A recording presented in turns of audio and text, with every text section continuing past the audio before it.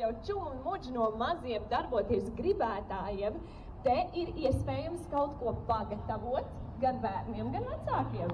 Jo jau, principā, zem telts jumta mēs redzam sakārtus daudzus mazus salmu ķiparus. Un attiecīgi es pieļauju, ka kaut ko tādu līdzīgu arī var uzmeistarot, jo no dabas veltēm šeit ir iespējams veidot kādu miķelīti vai kādu.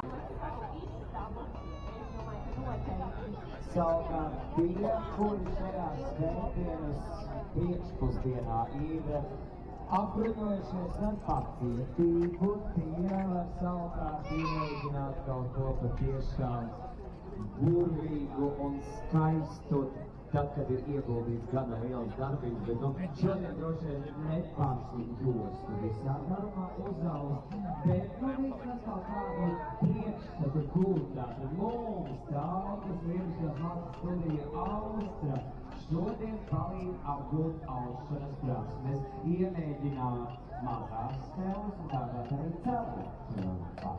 Jā, šeit teltīgi tuvāk skapavei var arī apskatīt jau gatavos darbus, kas ir gana iespaidīgi, dažādi, gan redzēts krāsaini, posmas, ārkārtīgi skaistas, un ir jau alējas.